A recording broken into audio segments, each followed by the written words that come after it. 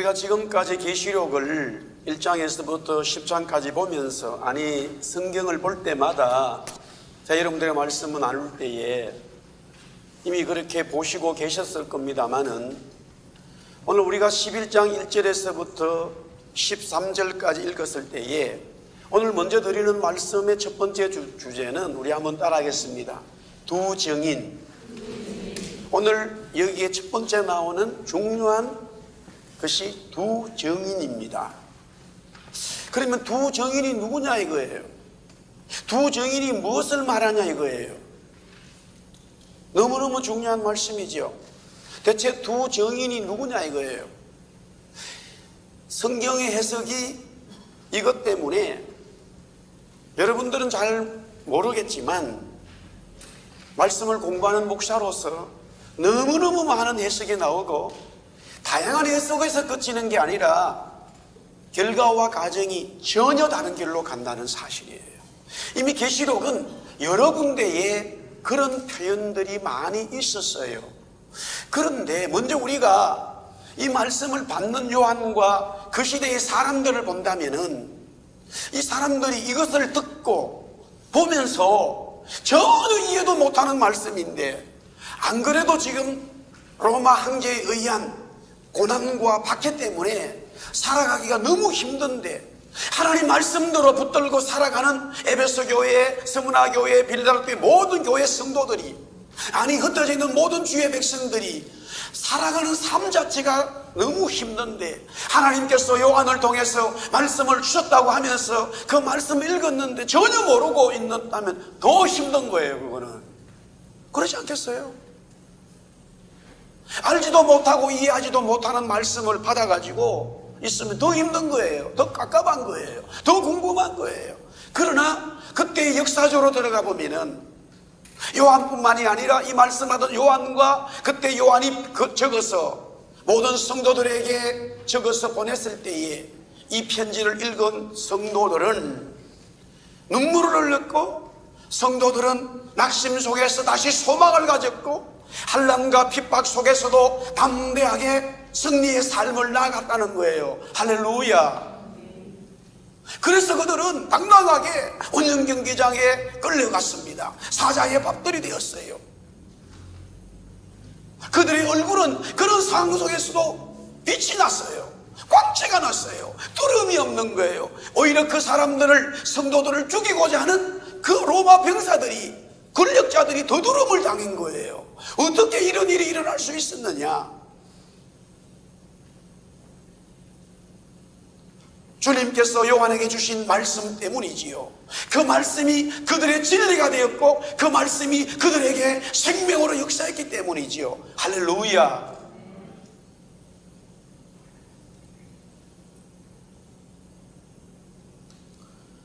그럴 때에 1차적으로 오늘 11장 1절에서 13절까지 내용이지만 이 내용 속에서 먼저 두 증인이라고 하는 단어가 나왔기 때문에 이 두 증인이 누구인지를 이 본문에서 찾아내야 되는 거예요. 찾아내게 돼 있어요. 그러면 왜 우리는 지금까지 이런 일로 잘 못 찾느냐? 이런 환난을 당하지 않으니까, 그렇기 때문에 관심이 없기 때문에, 내 사상으로 성경을 보기 때문에, 내 입장에서 보기 때문에. 그러나 요한이 그 말씀을 받을 때는 모든 성도들이 로마라고 하는 엄청난 제국 속에서, 그 황제의 핍박 속에서, 우상 숭배 속에서, 동일한 사건과 상황 속에서 이 말씀을 받았기 때문에 그들은 이게 뭐지요? 물을 필요도 없었고, 이 말씀을 붙든 자들은 그렇게 당당히 순교의 자리로 갈 수 있었다 이 말이에요. 우리의 삶이 너무너무 어렵게 된다면은 정말로 내가 소홀히 했던, 가슴에 두지 않았던 말씀들이 막 나에게 생명으로 역사할 때가 있잖아요. 왜 우리가 말씀이 멀리가 있습니까? 말씀을 읽어도 들어도 내 마음에 오지 않습니까? 우리가 그만큼 내 삶에서 말씀을 중심으로 두지 않기 때문에, 내가 살아가는 삶의 모든 중심이 말씀이 아닌 다른 것에 있기 때문에 더 중요한 말씀이 나에게 와도 그것이 중요하게 오지를 않는 거예요.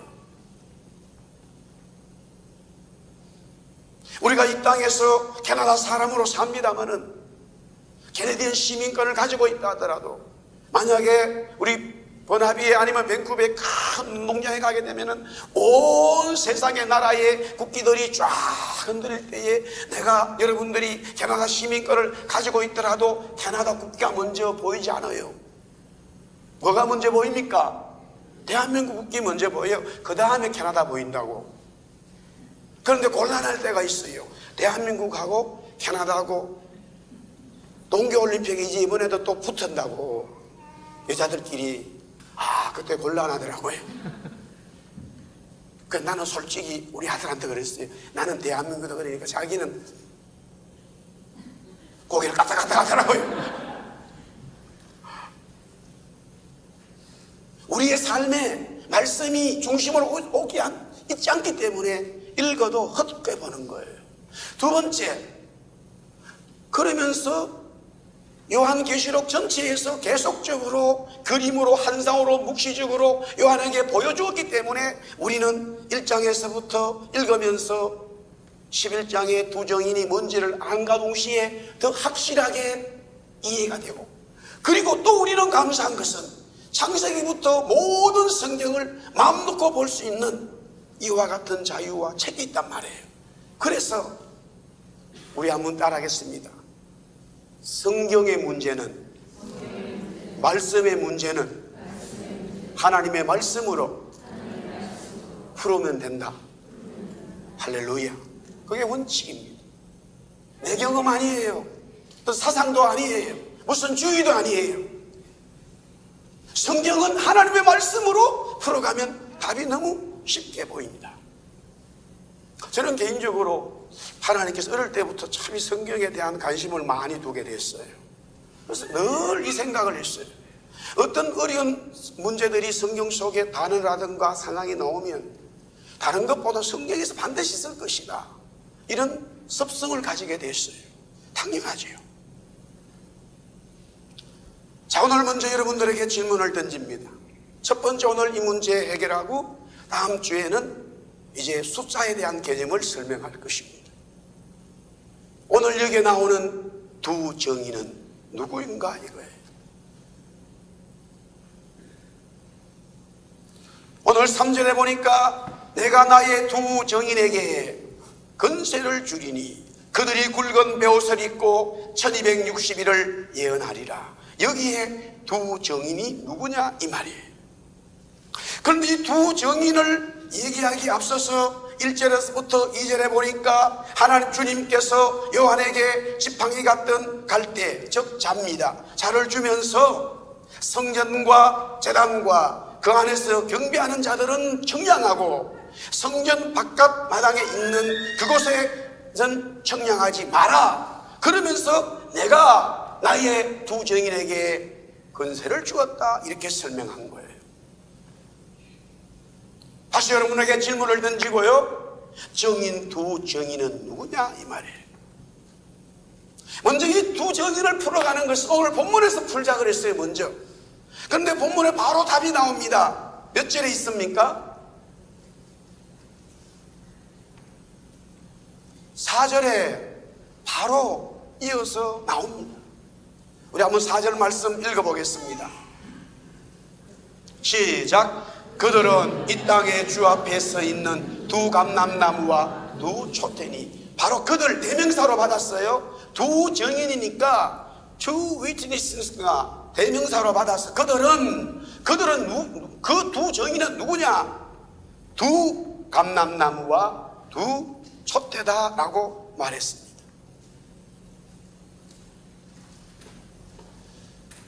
자, 두 정인은 두 감람나무요, 두 정인은 두 촛대라. 그러니까 촛대이기도 하고 감람나무도이기도 하는데, 정인이라고 말했으니까 정인은 사람을 말하는 거예요. 위트니스는 사람을 말하는 거예요. 어떤 사건이나 현장에서 목격하고 분명히 들었고 보았던 그 사람을 정인이라고 말하는 거예요. 교통사고 났어요. 위트니스를 찾습니다. 정인을 찾는 거예요. 그런데 적어도 정인은 혼자일 수가 없지요. 만약에 내가 본 것이 분명하겠지만 이것입니다라고 말하면 아무도 없을 때 당신 말을 어떻게 믿냐 이거죠. 그래서 레위기서 구약에 하나님께서 모세를 통해서 말씀을 주실 때에 정인이 될 때는 반드시 최소한 몇 사람? 2사람 이상은 되어야 된다라고 말해요. 그런데 오케이, 정인이 2명이기 때문에 되는데 사람인 것을 인식하는데 사람으로 설명하지 않고 갑작스럽게 여기에 나무와 촛대로 설명하는 거예요. 사람과 나무와 촛대는 전혀 다른 물질입니다. 그래서 여기서 헷갈린 거지요.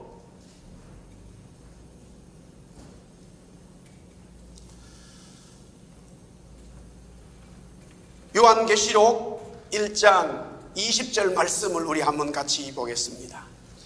이미 모든 환상의 그림은 사실은 1장에 그 다음 7교회를 통해서 주님은 다 말씀하셨습니다. 그것을 하나씩 또 보여주시면서 설명하고 있다라는 것이지요. 우리 1장 20절 다 같이 읽습니다. 큰 소리로 시작.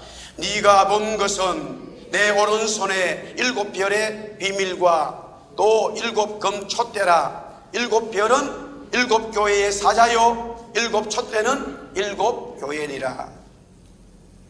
따라합시다. 7촛대는 7교회니라. 숫자는 빼고 그렇다면 촛대는 뭐라고요? 교회. 그러면 두 정인의 두 자를 빼고 정인이 감람나무고 정인이 촛대인데, 일단 감람나무는 두더라도 촛대라고 하는 것은 1장에 정인 촛대는 뭐라고요? 교회. 그러면 정인은 뭐예요? 교회란 말이에요. 따라합시다. 정인은 교회다. 할렐루야. 아니, 성경에서 말하잖아요. 촛대를 갖다가 교회라고 이미 주님이 요한에게 말씀했잖아요.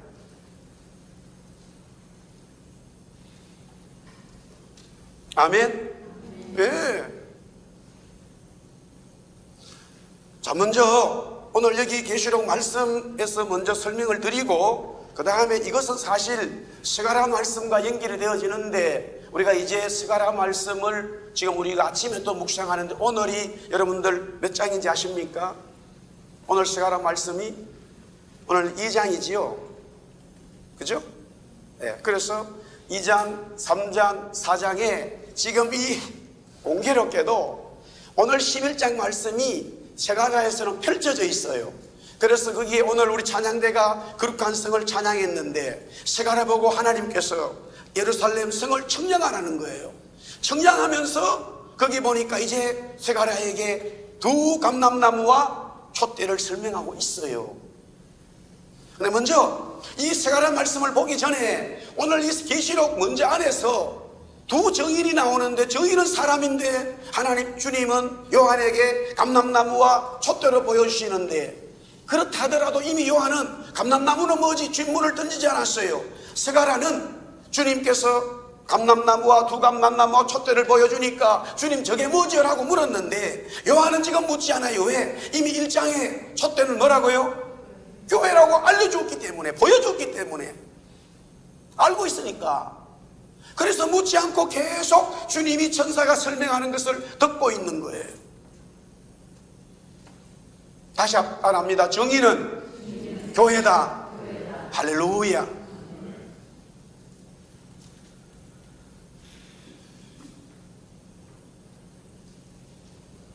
그리고 10절에 보니까, 11장 10절에 보니까 이 정의는 교회인데 또한 뭐라고 설명하냐면 두 선지자라, 그렇게 말하고 있고, 다시 본문으로 와서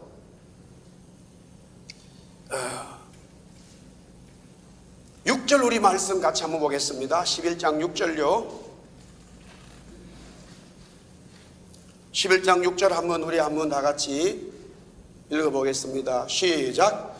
그들이 권능을 가지고 하늘을 달아 그 예언을 하는 날 동안 비가 오지 못하게 하고, 또 권능을 가지고 물을 피로 변하게 하고, 아무 때든지 원하는 대로 여러 가지 재앙으로 땅을 치리로다. 두 정의는 두 감람나무요 두 촛대인데, 여기서 교회라고 하는 말은 이미 계시록 1장 20절에 했기 때문에 요한이 묻지를 하는데, 천사가 주님입니다 요한에게 계속 설명하면서 두 정인에 대해서 또 설명합니다. 6절, 여러분들이 6절을 읽으면서 생각나는 일이 있습니까? 생각나는 사람이 있습니까? 생각나는 선지자가 있습니까?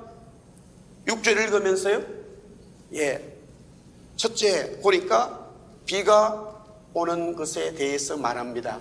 비가 오면 생각나는 그 사람, 심수봉 노래가 아니고 누굽니까? 엘리야입니다. 예.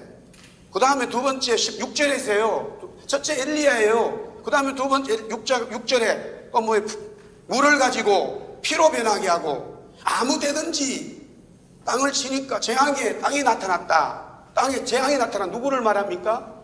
예, 모세를 말합니다. 두 정의는 두 감람나무요 두 촛대인데, 여기에 엘리야요 모세로 설명하고 있습니다. 그런데 분명히 두 정인이 두 감람나무이면서 교회인데 엘리야와 모세 이야기를 하고 있다 이 말이에요.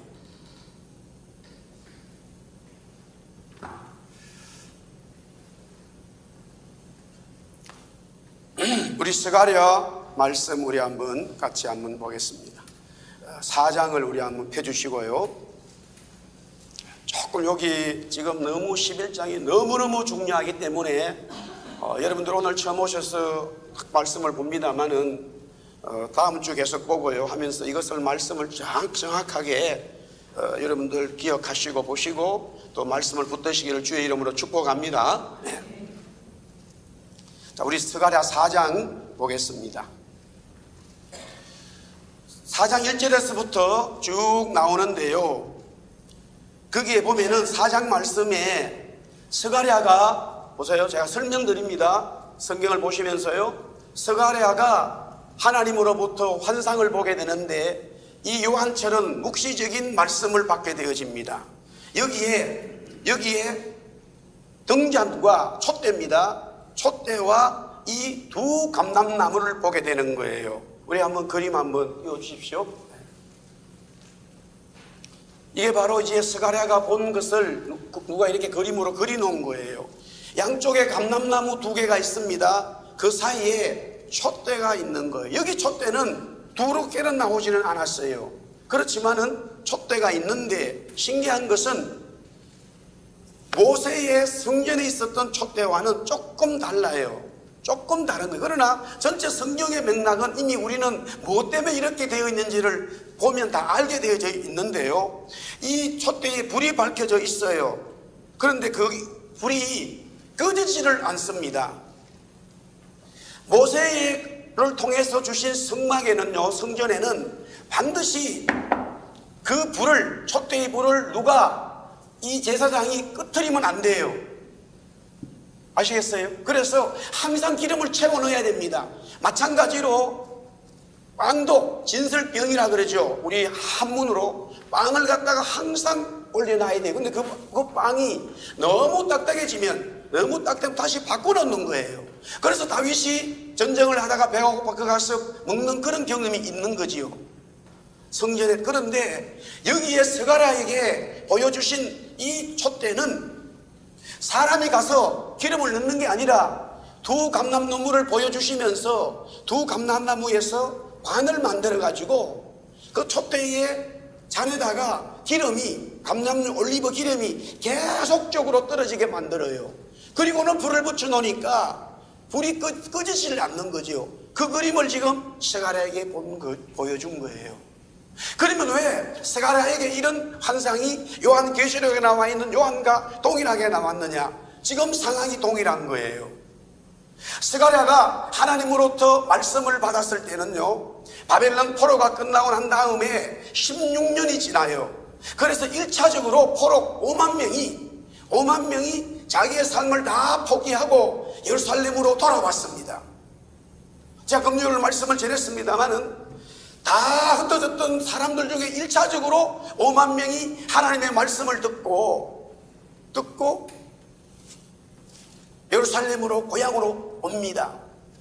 막상 와보니까 살 수 있는 예루살렘이 아니에요. 이미 성전은 완전히 파괴되어졌고요. 성전 자체는 아무것도 없어요. 그뿐만이 아니라 예루살렘 성도 완전히 무너져 있어요. 아무것도 없어요. 그런데 거기에 집을 짓고 살려고 하니까 거기에 아무도 없는 게 아니라 이미 또 사는 사람들이 있어요. 그렇죠. 70년 만에 돌아온 거예요. 그런데 하나님께서는 이 이스라엘 백성들을 돌려보내면서 고레스 왕을 통해 가지고 성전과 예루살렘 성을 건축할 수 있도록 재료들도 막 준 거예요. 그래서 비전과 소망을 가지고, 그래 고향 돌아가서 우리가 예루살렘 성을 건축하고 고향 돌아가서 다시 성전 지어서 하나님 앞에 예배하자, 그것이 그들의 엄청난 소망이었어요. 그러나 막상 와보니까 그렇게 그것을 진행할 수 있는 상황이 아니에요. 그렇게 되니까 그들은 자기들끼리 분열이 일어나기 시작합니다. 자기들끼리 싸우게 됐어요. 자기들끼리 불뜯어요. 사랑하는 성도 여러분, 우리가 복음을 전하고 하나님께서 세우신 교회인데 엄청난 사명들을 우리가 감당하는데, 어떨 때는 그것은 다 잊어버리고 내가 먹고 마시고 살아가는 요 삶 속에서 불편함은 그것 때문에 하나님의 귀한 성도들이 싸우는 거예요. 불평하는 거예요. 시기하는 거예요. 헐뜯는 거예요. 막 말하는 거예요.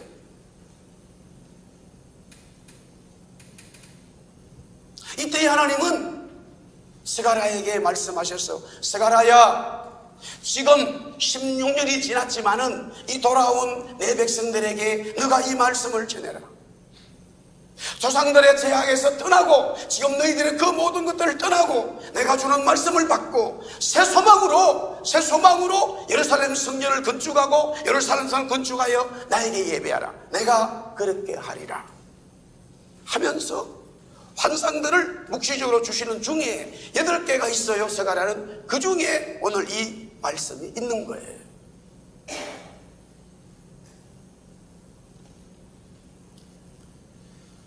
자, 4장 14절 말씀 먼저 우리 결론을 먼저 보면서 보겠습니다. 4장 14절, 스가랴 4장 14절입니다. 한번 다 같이, 여러분 혹시 여기가 조금 늦더라도 여러분 개인적으로 성경을 좀 보시면 좋겠어요. 읽습니다. 시작. 이르되 이런 기름 부음 받은 자 둘이니 온 세상에 주 앞에서 서 있는 자니라 하더라. 오늘 스가랴 4장에요. 연거푸 2번이나 이 스가랴가 예수님, 주님, 하나님, 이 두 감람나무가 뭐예요? 촛대가 뭐예요? 2번이나 물은 거예요. 그런데 주님이 말씀하셨어요. 근데 첫 번째 말씀을 하시고도 계속 설명하니까 스가랴가 바로 못 알아들어서 또 묻는 거예요. 주님 뭡니까? 물으니까 마지막에 뭐라고 대답했냐면은 이 두 감람나무는 기름 부음 받은 자 몇 명이라고요? 2명이라 이렇게 한 거예요.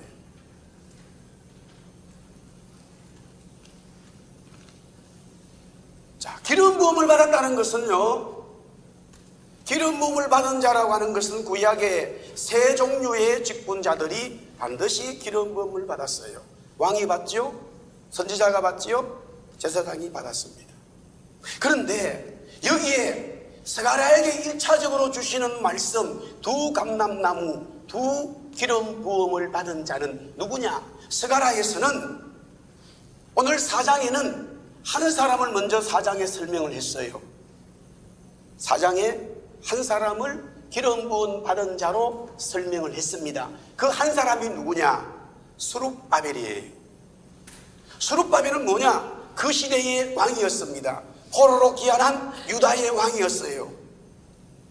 그 유다 왕이기 때문에 하나님께서 스룹바벨에게 성령의 기름을 부어주셨어요. 이 스룹바벨로 하여금 바로 예루살렘 성전과 예루살렘 성을 건축하도록 리더자로 세우셨다는 거예요. 할렐루야. 그 다음에 한 사람은 누구냐? 사실 스가랴 3장의 앞에 나와 있었어요. 그래서 4장은 기름 부음 받은 자 2명이라고 설명하면서 4장에는 스룹바벨만 얘기한 거예요. 3장이 누구냐? 3장 보니까 대제사장 여호수아가 나옵니다. 여기 여호수아는 모세를 이은 여호수아를 말하는 게 아니라 그 시대에 지금 스가랴가 선지자로서 하나님의 말씀을 받았을 때에, 유다 백성들이 바벨론 포로에서 돌아왔을 때에, 그리고 하나님의 성전과 예루살렘 성이 완전히 무너져 있을 때에, 그 시대에 바로 누가 있었냐면은 대제사장은 여호수아라고 하는 그 이름을 가진 사람이었어요. 여호수아라는 이름은 많이 사용되어졌습니다. 이 두 사람이 기름 부음을 받은 자, 그래서 왕이고 대제사장 두 정치 지도자와 이 예배 지도자가 하나가 되어서 유다 백성들을 이끌어가면 내가 다 해놨기 때문에 너희들은 순종하면서 나가라. 그러면 하나님의 성전을 건축할 수 있고 하나님의 성 예루살렘 성을 건축할 수 있다. 이것을 스가랴에게 주시는 말씀이에요. 할렐루야. 그런데 이 말씀이 1차적으로 이후에 예언이 묵시적인 말씀이 다 성취되어졌습니다마는 요한은 다시 이 말씀을 받는 것이죠.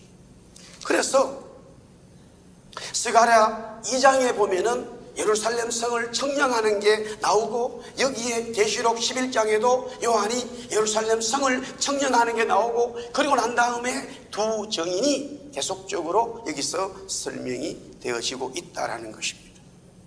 왜? 지금 요한이 말씀을 받았을 때가 주후 95년쯤 되는데, 예루살렘 성전은 주 70년에 로마 장군 티토에 의해서 완전히 다 무너졌고, 예루살렘도 무너졌고 아무도 없어요. 동일한 상황인 거예요. 그런데 예루살렘 성전을 청량하라라고 그런 거예요. 성이 없어요. 성전도 없는 거예요. 청량할 수가 없어요. 다 영적으로 보여주는 겁니다.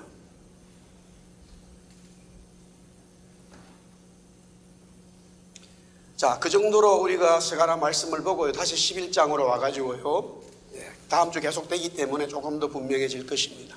자, 11장 1절을 다시 보겠습니다.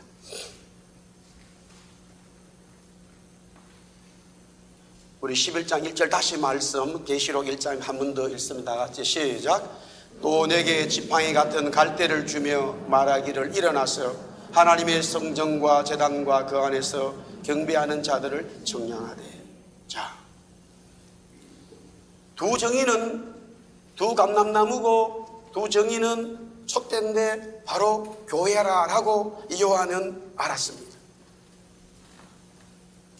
그러면 왜 감람나무를 스가랴에 있었던 것을 주님은 요한에게 보여주셨느냐?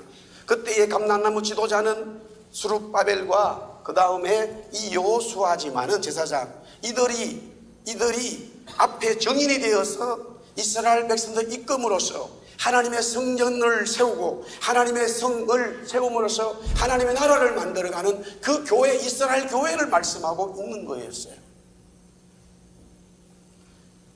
그런데 신약에 와가지고 요한이 말씀을 받을 때에도 예루살렘 성은 없어졌고 무너졌고, 예루살렘 성전은 다 무너졌고, 로마가요 그 티토에 의해서 예루살렘 성전을 파괴시키면서 거기 있는 모든 금을 끌어가지고 무엇을 만들었느냐? 여러분 다 역사적으로 혹시 뭐 공부하시면 아시잖아요. 무엇을 만들었습니까? 콜로세움을 만든 거예요. 로마의 콜로세움 그 경기장을 만드는 데에 그 돈을, 그거를 가지고 금과 모든 것으로 팔아서 썼어요. 역사 실제적으로. 하나님의 예언의 말씀이 그대로 진행되는 거지요. 그런데 자, 여기에 11장에 시작된 청량이라는 말, 스가랴 2장에 나오는 청량이라는 말은 무슨 뜻이냐? 설계한다라는 뜻이에요. 설계한다라는 원어적인 의미가 있는데, 이 설계한다는 것은 뭐냐면은 무엇을 만들어 놓고 내버려 두는 게 아니라 무엇을 만들어 놓고 설계하면서 만들어 놓고 그것을 계속적으로 보호하고 지켜준다는 의미예요. 그런데 그 안에서 경배하는 자들을 청량하라는 거예요. 그래서 경배하는 자들이 누구냐? 바로 성도들이니까 이들이 뭐냐? 바로 교회란 말이에요. 이들이 두 정인이었다는 거예요. 미리 경배하는 자들이라는 말을 던져놓고 그 다음에 두 정인이라는 이 표현을 쓰면서 이미 그것은 계시록 1장 20절에 교회라는 말을 했기 때문에 요한은 금방 이해를 해버린 거예요. 할렐루야. 그런데 그 다음에 계속적으로 주님이 말씀을 주시면서 엘리야와 모세의 이야기를 했다. 왜? 하나님의 교회는 엘리야와 모세 같은 엄청난 권위와 권세와 능력이 이미 성도들에게는 주어졌다라는 거예요. 믿으세요? 로마 황제의 권력보다 하나님의 교회의 성도들이 가지고 있는 권력과 권위가 더 크다라는 것을 지금 설명하고 있는 거예요. 그래서 성도들이 이 말씀에 울었고 이 말씀에 힘을 얻었고 이 말씀을 인하여 순교할 수 있다 이 말이에요. 세상의 물질과 세상의 그 어떤 것보다도 하나님의 성도들이 가지고 있는 교회가 더 크다는 거예요. 더 위험이 있다는 거예요. 더 권세로 주어졌다는 거예요. 근데 우리가 현실적으로 보면요, 성도들이 예수 믿는다고 그러는데 현실에 살면서는 맨날 그냥 안 믿는 사람들보다 더 약하잖아요. 맨날 그 사람들에게 머리를 숙이잖아요. 그러니까 하나님의 교회가 짓밟히는 거예요. 한국에 청년이 되게 많은 목사님이 그렇게 이야기하는 걸 또 들었어요. 자기 교회에 대기업의 인사과를 책임지는 높은 분들이 있는데 그분들이 신입사원을 뽑을 때에 쫙 이렇게 이력서를 볼 때에 기독교 그러면 무조건 마이너스 1점을 시킨대. 뭐 한다고 하면 교회 간다고 그러기 때문에 안 된다는 거예요. 자, 이제 그런 내용들은, 그런 실제적인 내용들은 이 지금 다음에 짐승과의 싸움에서 나오게 되어집니다. 그런데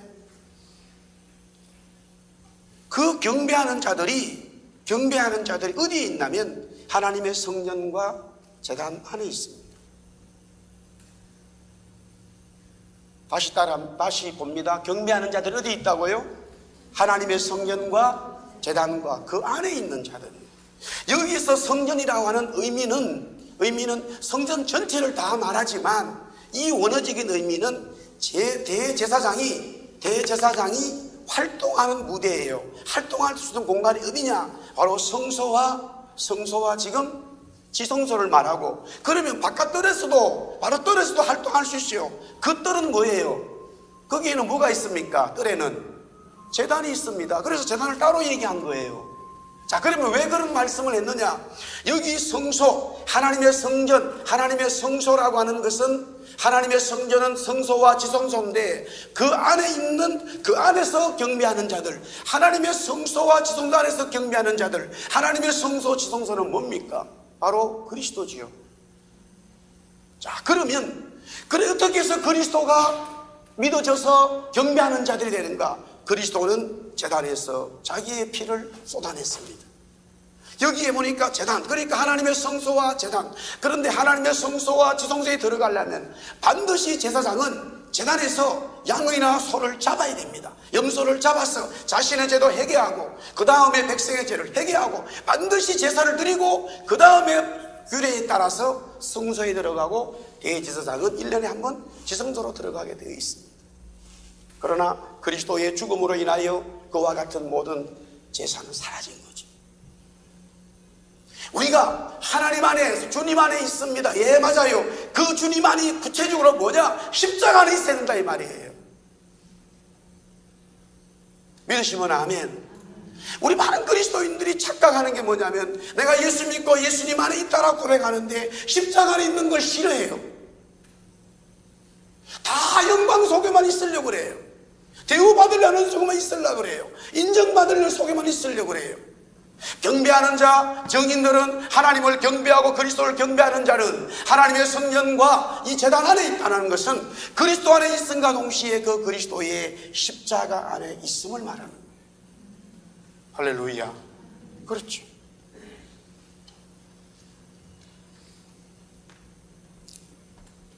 그래서 이와 같은 두 정의는 교회를 말하는데 이런 교회에게 주님은 권세와 사명을 주셨다는 거죠. 오늘 다시 3절에 보니까 내가 나의 두 정인에게 권세를 주었다. 내가 나의 두 정인에게 권세를 주었다. 그런데 그 권세를 주었는데 그 교회가 굵은 베옷을 입고 있더라. 그렇지만 1260일을 예언한다. 권세를 받았고 주님으로부터 교회는 말씀을 전하는 복음 사명의 예언의 사명을 가지고 있더라 하는 것이죠. 그런데 어느 정도의 권세와 권능이 있는가? 오늘 요한계시록 11장 5절에서 6절에 보니까 그 내용이 나오는 거예요. 엘리야와 모세에게 준 권세이며 권능이지요. 어떤 능력이 있기에 교회는 복음을 외쳐야 하느냐? 아니죠. 이미 교회는 이런 능력 자체가 주어졌다라는 거예요. 우리가 그리스도 안에 십자가를 정말로 붙들고 구속받은 하나님의 사람들은 엘리야가 가졌던 모세가 가졌던 그런 권세를 주님으로부터 우리는 받았다라는 것입니다.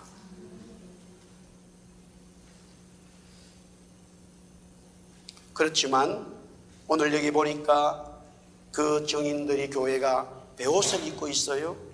그 다음에 해하고자 하는 자들이 있어요. 그들과는 원수가 된다라고 말하고 있습니다. 즉 무슨 말이냐? 주님으로부터 교회가 성도들이 엘리야와 모세 같은 그런 권세와 권위를 가지고 있지만 살아가는 현장의 삶 속에서는 고난이 있다라는 거예요. 그래서 십자가 여기에 제단을 자꾸만 보여준 거예요. 제단을 보는 요한은 거기서 그리스도가 십자가에 죽은 그 제단이기 때문에 지금 성도들은 많은 고난을 당하고 있음을 인식하고 있는 거예요. 그것이 하나님이 허락하셨다는 거예요. 그 고난 속에서도 하나님이 붙들고 있다는 거예요. 할렐루야. 그렇지요.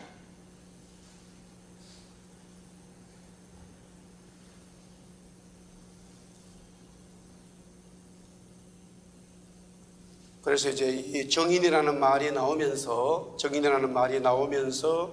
사도행전 1장 8절에 보니까 성령 받으면 내 정인이 되라. 주님 말씀하셨고요.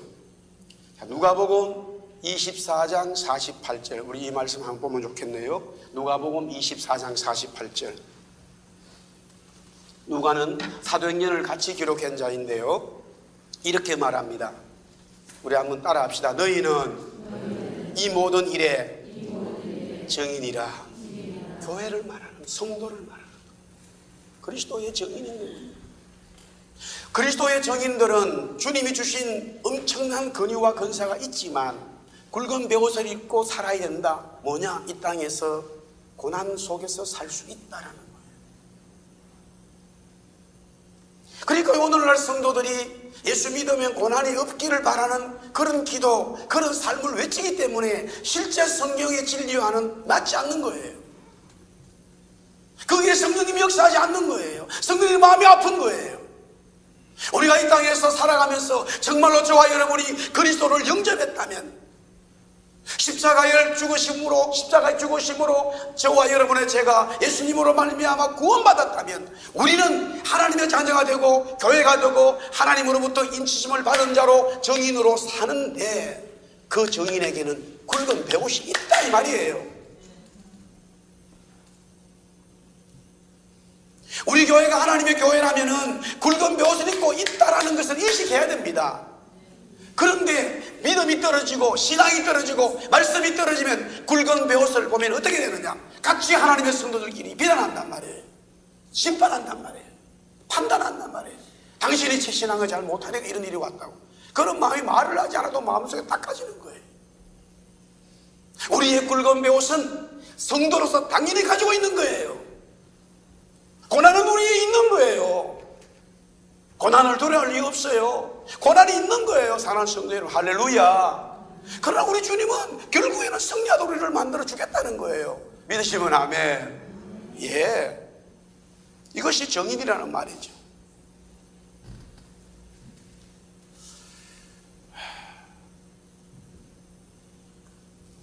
이미 30분이 돼가지고 오늘 여기까지 해야 되는데 이렇게 좀 결론을 내리겠습니다. 다음 주 연결하는데요, 다음 주 계속 말씀을 좀 보면서 하겠습니다. 자, 예수님께서 이 땅에서 복음을 전하시다가 제자들 특별히 3명을 데리고 기도하러 산에 가게 됩니다. 베드로, 요한, 야곱을 데려가죠. 예수님이 기도할 때 어떤 일이 벌어졌죠? 변형이 되어졌어요. 예수님이 너무 이상하신 분으로 되어졌어요. 영광스러운 분이죠. 그때에 예수님의 좌우에 2분이 나타났어요. 누구 나타났죠? 모세와 엘리야가 나타났어요. 그래서 베드로는 그렇게 말해요. 아우, 예수님, 제가 초막을 짓겠습니다. 3분이 잘 사시도록 집 짓겠습니다. 여기 살면 좋겠습니다. 그러니까 예수님이 그래, 베드로야, 아니야, 우리는 내려가야 된다. 물론 하늘에서 그런 음성이 들렸어요. 그래서 예수님은 제자들 데리고 산에서 내려옵니다. 그런데 3명의 나머지 제자들이 아래 산 밑에 동네에 있었는데 어떤 아버지가 아들이 귀신이 들렸어요. 다 죽게 됐어요. 막 불에도 가고요. 그게 이제 마가복음 9장에도 나오는데요. 완전히 이 아들이 죽게 돼. 그러니까 예수님의 소문을 듣고는 아들을 데리고 와가지고 오니까 예수님은 안 계시고 다른 제자들이 있으니까, 예수님 따라다니는 제자들이니까 당신들 말이야, 우리 아들 좀 고쳐달라고 간청을 한 거예요. 그런데 아무런 일이 일어나지는 않았어요. 아이는 더 심해져 버렸어요. 그때 예수님이 내려와서 그 상황을 봤지요. 그러면서 이렇게 말합니다. 우리 한번 따라합시다. 믿음이 없는 세대요. 그렇게 예수님 말씀하셨어요. 그 내용은 다음 주에 더 설명하겠습니다. 결론은 예수님이 아이를 고쳐줍니다. 아이를 고쳐주죠. 이 더러운 귀신아, 이 아이에게서 떠나가라. 이 더러운 귀신아, 이 아이에게서 떠나가라. 예수님 명령하실 때 그 아이는 살아났습니다. 귀신은 떠나가 버렸어요. 할렐루야. 제자들이 조용한 곳에 와서, 주님, 왜 우리는 예수님이 행하신 엘리야와 같은, 모세와 같은 능력이 우리는 없어요? 왜 없지요? 이렇게 물었어요. 그때 주님 이렇게 말씀하셨습니다. 기도 외에는 다른 이유가 없다. 아멘. 기도 외에는 다른 이유가 없다. 기도가 모세에게 준, 엘리야에게 준 그 권위와 권능이 하나님의 성도들에게서 나타나게 된다라는 것이에요. 그래서 예수님도 이 땅에 예수님이지만, 하나님의 아들로 오셨지만, 그분은 계속적으로 기도의 자리로 나가셨어요.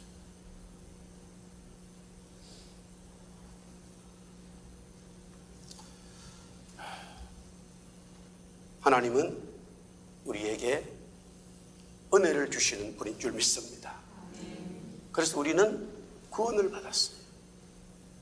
주님으로부터 십자가를 통해서 구원을 받았어요. 여기에 오늘 말씀을 이 정인들 교회는 첫 번째, 반드시 정의는 능력과 권위와 권세가 엄청 하늘부터 있지만, 하늘과 땅의 권세를 주님이 우리에게 주셨다고 말씀하지만, 우리는 그 권세를 가지고 살아가는 능력자지만 우리의 삶에는 굵은 배옷을 입고 있다는 것을 잊지 마시기를 바랍니다. 그리고 그 능력이 어떻게 능력으로 우리 속에서 계속적으로 역사하느냐, 이미 주어진 말씀을 붙들고 끊임없이 기도의 삶을 살아갈 때에, 기도의 자리로 나아갈 때에 하나님은 그와 같은 교회의 성도에게 하나님의 놀라운 은혜를 주신다는 것이에요. 그것이 우리가 이 땅에서 고난 속에서 우리가 게다가 병급에서 살아가는 우리 성도들의 삶이 교회가 돼야 될 줄 믿습니다. 주님의 이름으로 축복합니다. 할렐루야. 네.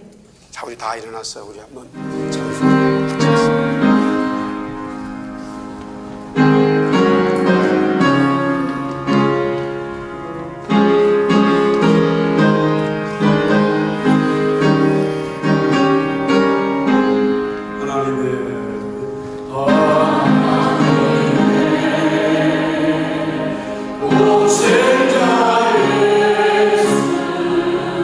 날 위하여